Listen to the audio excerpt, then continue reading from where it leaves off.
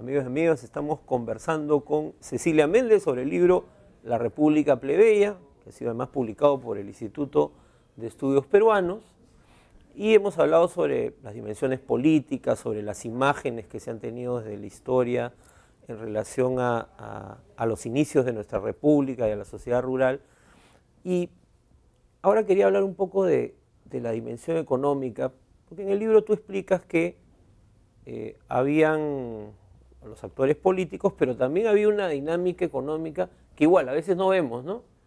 Acá hay gente que cree que la coca se empezó a sembrar en el BRAE, digamos, recién en los últimos 50 años, ¿no? ¿Cuáles eran las motivaciones económicas, digamos, que alimentan esta rebelión, ¿no? Y que se engarzan con las políticas? Sí. Más que solo alimentan la rebelión, les explican las alianzas entre sectores tan distintos, como un campesino de las punas de Huanta, o un arriero de las punas de Huanta, y un francés, un vasco francés o un español que ha migrado hace 10 años al Perú, ¿no? Militar, ¿no? Era justamente que en esa zona había un tremendo dinamismo comercial por la producción de coca de las montañas que pertenecen a la provincia de Huanta y que estaban allá atrás nomás de las punas. Entonces, la coca en ese tiempo se usaba como, no solamente como se ha usado muchos años, como un estimulante, ¿no? Y parte de la dieta diaria de la gente, sino también como una forma de pago. Entonces se alimentaba la economía como si fuera moneda.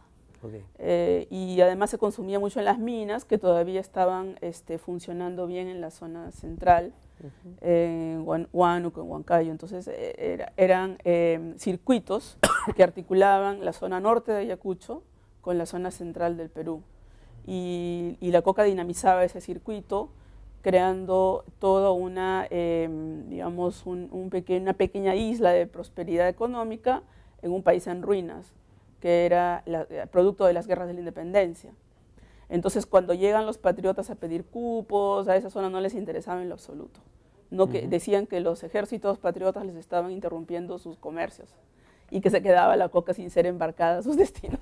Sí, el equivalente al ruido político del que hablan los empresarios. La coca era, si tú analizas las rutas por donde se difundían los pasquines de Viva el Rey, seguían los mismos caminos de la coca.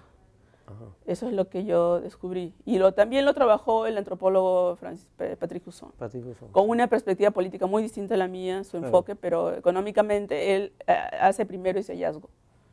Sí, o sea que, digamos, no es ese mi principal hallazgo. Hay que darle un crédito a Husson. Mi hallazgo más importante se refiere a los aspectos políticos de la rebelión, no solo de la rebelión, sino cuando es derrotada, ¿qué pasa? Claro, eso es más importante incluso que la misma rebelión. Justamente, ¿no? O sea, esta rebelión se produce, hay la toma de Huanta, luego hay el intento de tomar Huamanga. Has hecho tu tarea. Y los montoneros de Cangallo, ¿no? Ayudan qué diferente es el norte y el centro de Ayacucho, ¿no? Ayudan a esta derrota, que además hay una masacre, digamos, ¿no? Es una masacre, sí, ¿no? Y entonces, bueno, aunque todavía se mantienen algunos resistentes, esto termina en una derrota, como tú has dicho, ¿no?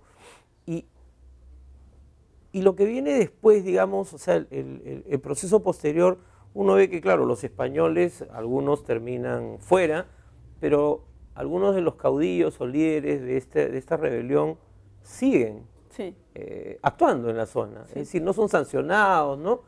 Claro, mirando desde visiones esquemáticas, uno hubiese dicho, como estaban al lado del rey, entonces había que ejecutarlos, pero no los ejecutan. ¿Por qué ocurre esto? Mira, esa pregunta es bien importante y me alegra que la hagas porque justamente una de las propuestas o conclusiones importantes del libro es la diferencia que existe entre los criterios jurídicos del Estado republicano inicial y los del Estado colonial que ejecutó a Túpac Amaru con los Borbones.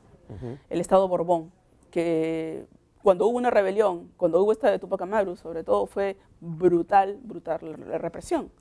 O sea, su propósito era destruir la dinastía de los caciques, de los que especialmente los que habían sido. Era desaparecerlos. Desaparecer, ¿no? Políticamente, culturalmente, a la élite indígena, ¿no? Claro, y dejar un ejemplo, digamos, del poder. En este caso, estamos 40 años después o más, y entramos al Estado republicano, que en vez de aplicar políticas brutales de castigos y tormentos físicos a los líderes, se desvive por perdonarlos. Sí. ¿Ya? Y les dice, les manda amnistías, el gobierno de la Mar, amnistías, Santa Cruz, amnistías, hasta convencerlos de rendirse, ¿ya? Porque había toda una retórica nueva en la República que venía del liberalismo político, que decía que pues, los indios eran ciudadanos y que ya no habían esos distingos y que ellos también estaban, muchos criollos de Lima, de las ciudades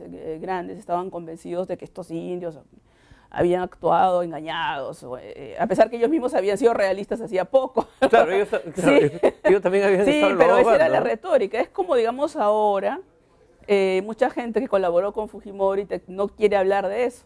Claro. Y no quiere hablar de ese pasado porque es políticamente incorrecto.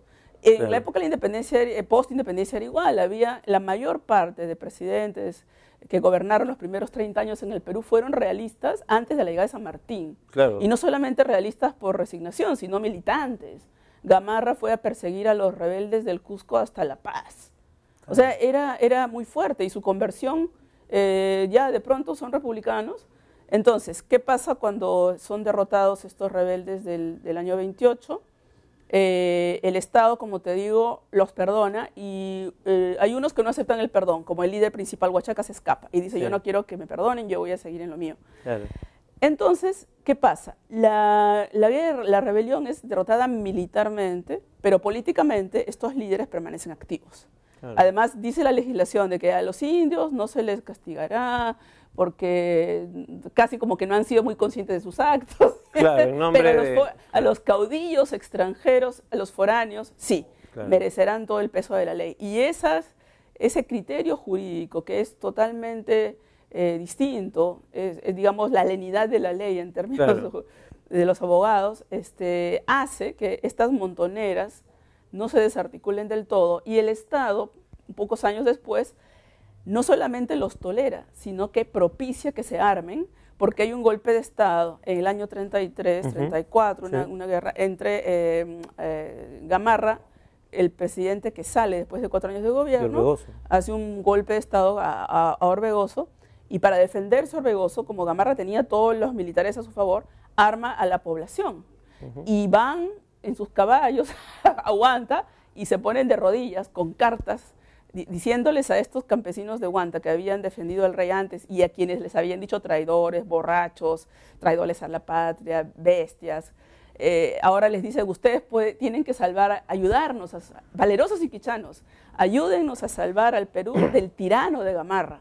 Entonces, los montoneros se vuelven a armar, esta vez legitimados por el Estado legal de Orbegoso, y se alían al Estado liberal, ¿no? Entonces son instrumentales, claro, no es ya una rebelión contra el Estado, sino para defender al Estado de un golpe de Estado. Claro, pero de alguna manera eso establece un nuevo tipo de relación, un tipo de relación que va a seguir, va a continuar durante muchos años. Eso es lo que yo trato de argumentar, ¿no?, ya en otros trabajos, porque este era un trabajo más de índole más local, pero he confirmado en estos casi 10 años que han pasado entre la publicación del libro en inglés y esta versión revisada, ya estoy haciendo justamente un estudio de guerras civiles a partir de los hallazgos que hice en Huanta, porque encuentro que la dinámica es la misma. Y lo que demuestra es que entonces pues esta población no es que estaba aislada, no es que no había relación con el Estado, nunca, sino que era una relación además de negociación. Total. ¿No? Porque el Estado no tenía en realidad control sobre el territorio. Era un Estado totalmente débil que necesitaba el apoyo de los civiles para existir. Era un ejército que dependía de las poblaciones civiles para existir. Muy bien, Cecilia, se nos ha ido el tiempo, ha sido una excelente conversación. Hay muchos temas de los que hablar con Cecilia, pero realmente yo les recomiendo este libro, es un excelente libro que se llama La República Plebeya, Huanta y la formación del Estado peruano, 1820-1850. Además, yo siempre lo digo cuando me encuentro con un texto que está con una buena prosa, lo recomiendo doblemente. Y este libro es un libro que se lee con mucha facilidad y que les va a ayudar a entender un capítulo de nuestra historia que yo creo que hay que conocer mejor. Nos vemos.